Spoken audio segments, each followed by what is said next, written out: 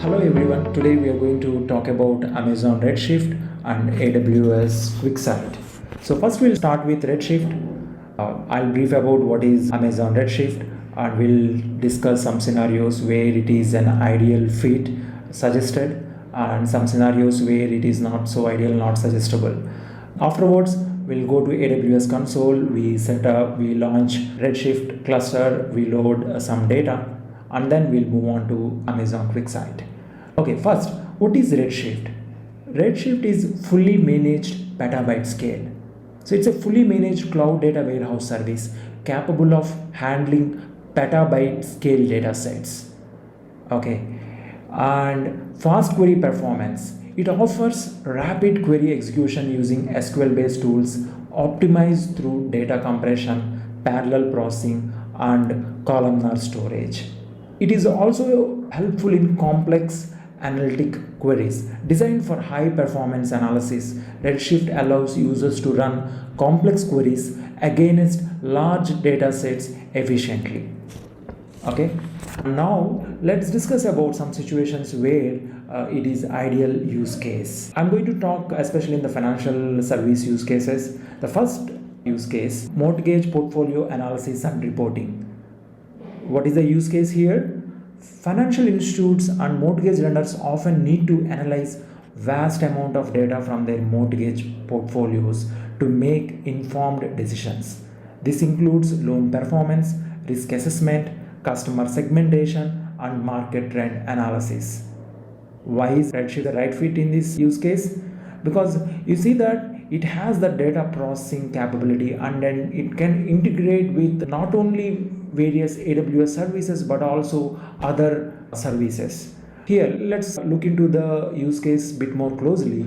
Okay, in this scenario, a financial institution need to collect data from various sources like loan origination system, market data, customer database.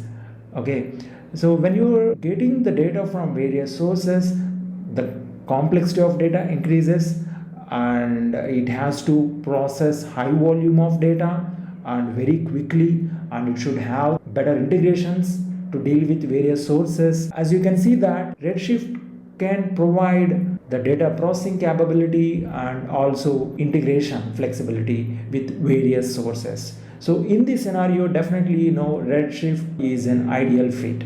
And what is the second scenario? Let's say regulatory compliance and reporting. Mortgage industry is heavily regulated, requiring financial institutions to maintain transparency and adhere to various compliance standards. This involves generating detailed reports and audits on mortgage operations, risk management practices, customer data handling.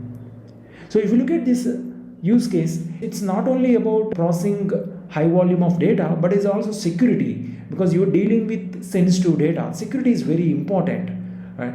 Redshift comes with all the needed data security and encryption features. So definitely in this use case also it is fit. Then real-time fraud detection in mortgage applications. So when mortgage company, when they're originating loans, they go through loan application data quickly and gather the information from various sources, and they need to go through and identify the credit risk, and also they need to understand if there is any fraud involved in the application processing, right? So that needs to be handled in the real time, and that requires real-time scalability. If you look at Redshift is highly scalable. You can scale when you see more requests are coming. As the data volume increases, it will scale automatically. It can handle that volume, real-time data volume.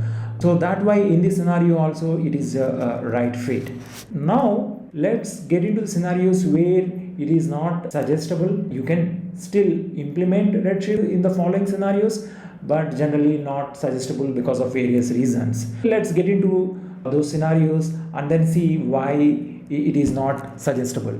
Okay, the first scenario, high frequency real-time transaction processing. Systems that require processing high frequency transactions in real time, such as point of sale systems, online payment gateways, or high speed trading platforms. If you look at these scenarios, actually these are OLTP, online transaction processing it requires, whereas Redshift is a OLAP, it's an analytical platform, not a transaction platform. And also these are high frequency transactions at the real time. Redshift can do the real time but not for the transaction processing, but it is made for the analytical processing. So that is why it is not ideal in these situations, because it may not perform up to the mark. When you're doing these high frequency transactions, it needs to respond in very quickly, milliseconds. The Redshift is not meant for this kind of a scenario. Okay, second scenario. Let's say there is a small business, a small or medium scale business, where they need to do some analytics for their business. The volume is less. Okay, in this scenario also, it is not generally suggestible to use Redshift. Why? Because it is simply, it's not optimal. You have to spend a lot of cost. Okay, it is suggestible if you have a high volume data sets, terabytes of data sets you have to process, then definitely you get your return on investment. If you have some MB or few GB of data, then you don't need to come to Redshift, because obviously to that kind of data size it is definitely costly. You can go for alternate solutions, right? So in these scenarios, it's not suggestible to use Redshift. And then the third and final scenario, when you want to use data for local data storage needs, especially you have mobile app, something like that, where you want to store some data for quick processing, things like that, obviously it is not right fit. If your mobile app relies on Redshift to access and store data, the performance is not going to be good. So this is another scenario where it is not a right fit. So you can clearly tell based on right fit scenarios, not suggested scenarios, where Redshift goes well and where you get return on investment. Okay. So now let's jump into setting up Redshift cluster through AWS console. Okay. So as you can see, I'm in Amazon Redshift, access it through AWS console. Now I'm going to start creating a cluster. It is creating a cluster. I will choose small node. Okay, I'll go with DC2 large. Okay, I don't need multiple nodes. I'll just go with one node because I'm just using it for the demo purpose. So now it is your cost will come down less than $1 per hour. So if you want the sample data to be loaded, especially when you want to try out Redshift, you can select it. AWS will load this sample data so you can explore it. But if you already have a data set that you want to explore, then you don't need to select sample data. Okay, so I'm not selecting it. Okay, it suggested AWS user as an admin user. I will keep it the way it is, and then I will select manual, add the domain password. Okay, let me set the password. Okay, I set the password. Okay, I am role. Otherwise you can create a role. You can create a role that actually defaults as per the Amazon Redshift all commands full access. So that's what I already have. If you don't want to default, if you want to control all this network security, you can go one by one. I'm using VPC default security group. I'll keep as is. Yes, and this is important. Later, when you want to connect to QuickSight, if public, it is not turned on for public accessible, then you are not able to access from QuickSight. But for now, let's keep it as a private, and then when we go to QuickSight and then see what happens, and then we'll come back here. Okay, so I left the configuration as is. It runs on the port 5439. Database name is Dave. I'll keep the database name as is. Nothing to do with maintenance, monitoring, backup. I don't want to do any backup as such, anything. So I'm good with all the default configuration. Let's create a cluster. It will probably take a few minutes time. After that, we can launch the cluster.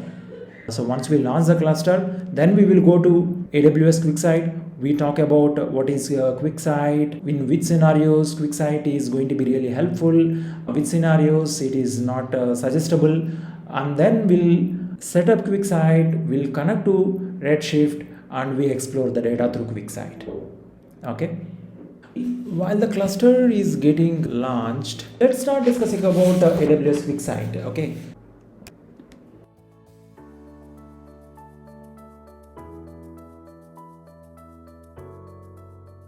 Okay, I already have a QuickSight enabled. If you are trying first time, you need to enable it. It comes with 30 days free period. You can enable QuickSight. So then you come to the QuickSight console. From here, we can connect to any of the data source that we want, and then we can do data visualization, and it also helps insights and all.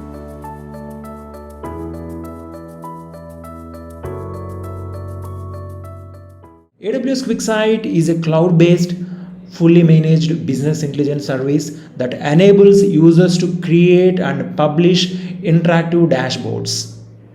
Okay, it's easy to integrate with AWS data sources because it seamlessly integrate with AWS data sources such as S3, Redshift, RDS, as well as you can connect with the non-AWS sources also. Maybe it is easy to connect with the AWS data sources, but still you can connect beyond AWS data sources. Okay, and then it is scalable, and it also comes with pay per session pricing.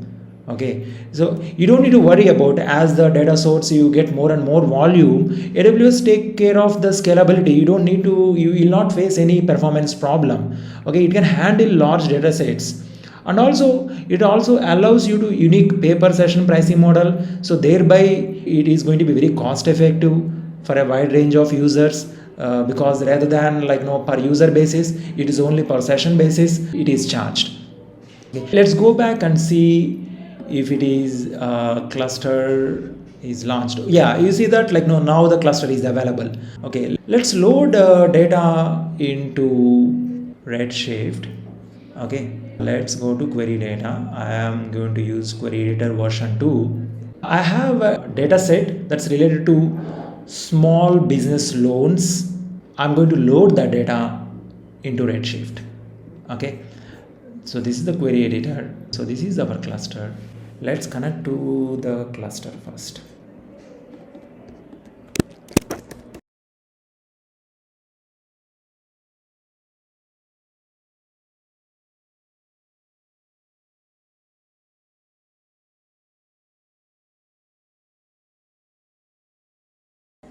So we are able to successfully connect to Redshift cluster. Okay, as you see, this is the public schema and tables. There are no tables because we didn't select the test data at the time of creating the cluster. But now we can actually load the data, right? Okay, so nothing there. Let's click on load data. And then you have various options. You can load from S3 bucket, you can load from local file. I already placed one CSV file in my S3 bucket. From that place, I'm going to load the data. So, okay, so it's in this bucket. I've selected the data source. It's a CSV, it is not compressed. It's a delimiter, comma delimiter, and click next. Schema, load new table. Okay, I'm going to simply call loans. Okay, it's able to identify all the columns and then also assign the data types. If you don't want certain data, you can delete it, or you update the data type. I have to choose the role. Is creating data. Loan table is created successfully. Now we need to load the data. Okay, so it's running the copy command basically. First it's created table. Now it automatically prepared the copy command. It's going to copy data from S3 bucket. Completed. Okay, 2102 records loaded successfully. Okay, now if you want to check whether the data is there or not, let's refresh it. Okay, there you go, loans table.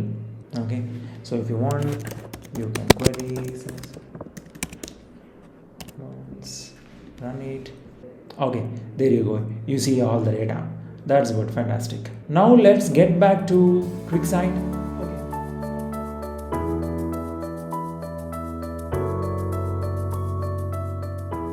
Scenarios where it is a right fit and some scenarios where it is not suggestible using QuickSight. First, where it is suggestible. The first scenario, business intelligence and reporting. Ideal for business needing interactive data visualization and business intelligence capabilities.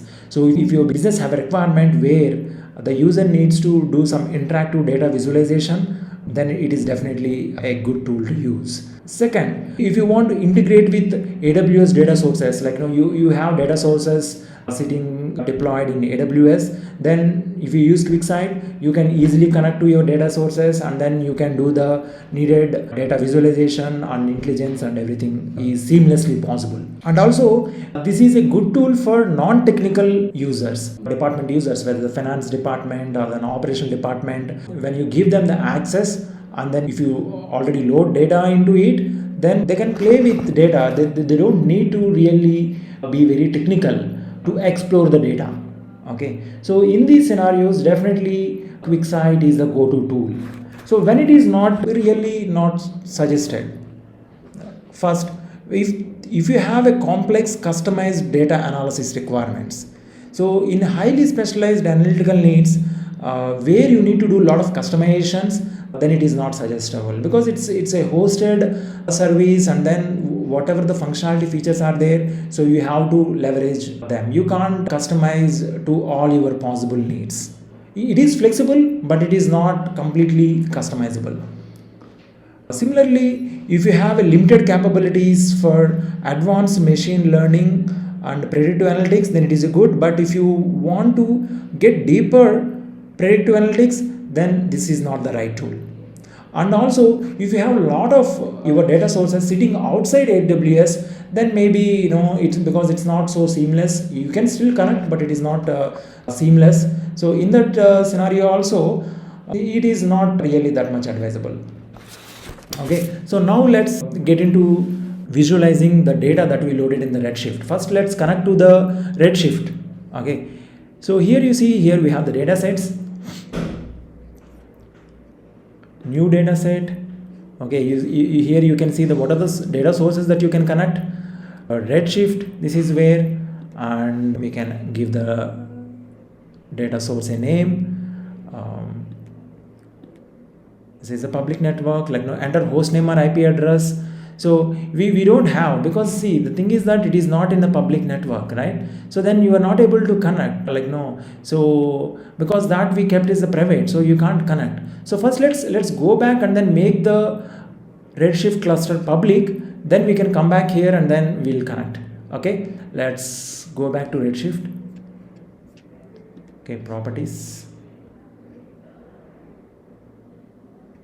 Okay, publicly accessible disabled. I'm going to edit it.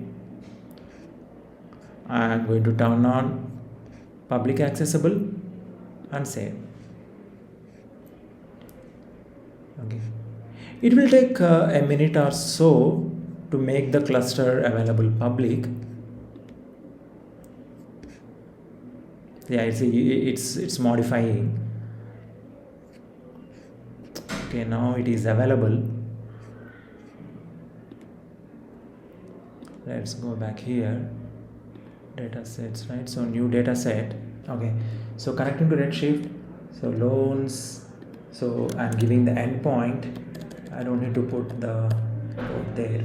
Port is here 5439, database name Dave, username AWS user, and password. So let's validate connection first. Yeah, it's good. So it's validated. Now create data source. Now you see, so you're able to access your table. So I selected the table.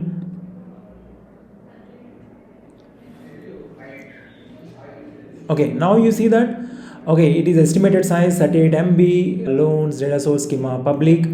You can import to Spice for quick analysis. See, Spice is in memory for QuickSight. If you import to Spice, then when you're doing the visualization, it will be much quicker.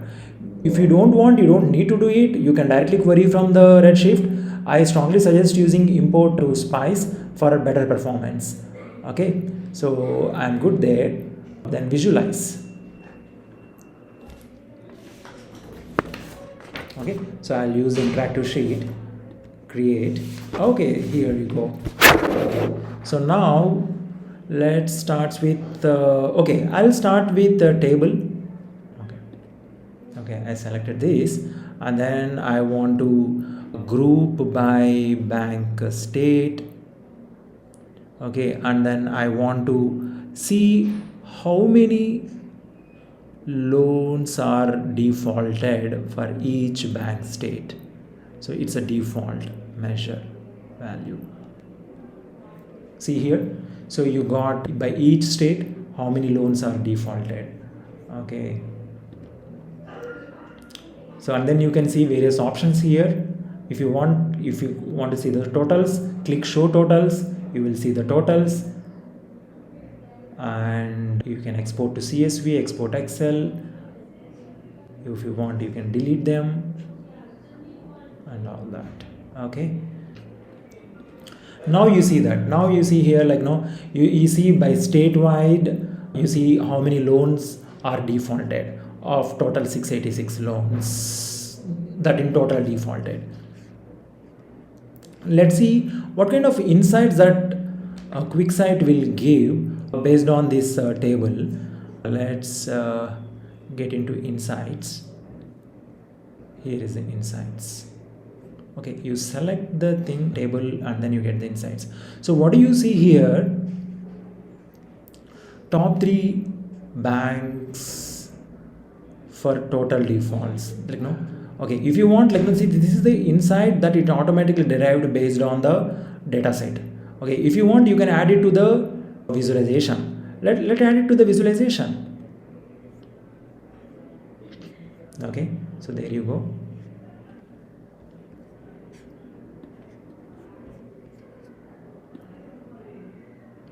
See how good it is. So you are able to see that, like, there's a data visualization you got in the table format, and then you quickly got an insight. So it highlighted top 3 bank states where there are maximum defaults. So now let's try a graph. You can add another visualization. Let's go with the bar chart. Here you can give the bank state. Okay, and then you can go with the loan numbers, how many loans are there. It's not a sum, we need to change it to aggregate count. Okay, so there you go. You can actually, so you can see that by each state how many loans in total were issued. So let's see if QuickSight gives any insights out of this graph. Okay, so it is basically giving that, like, what are the top 3 bank states for total count of loans. I mean, if you want, like, we can add.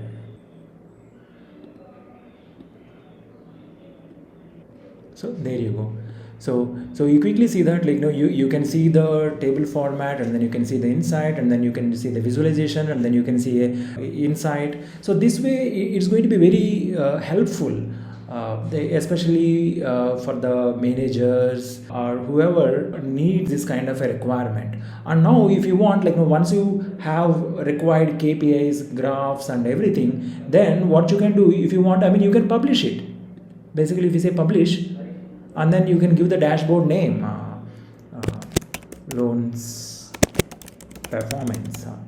Okay, and then publish the dashboard. You see here, so you have a published dashboard now, and then you can share it. You can share the dashboard, like, within your organization. If you have the other users will be listed. You can share your dashboard to them, or if you want, you can export. Okay, let's go back. Okay, so here you can see all your analysis. Okay, what is the one, like, this is our loans analysis. This is the one that we created. Okay, back here. So I think I'm able to give you all the brief details about Redshift and when it is useful, when it is not ideally suggested, and also the QuickSight, how it is useful, what are the best use case scenarios for Redshift, and when it is not suggestible, and also how to connect to Redshift from QuickSight, and then how we can do the visualization. I hope you enjoyed this video.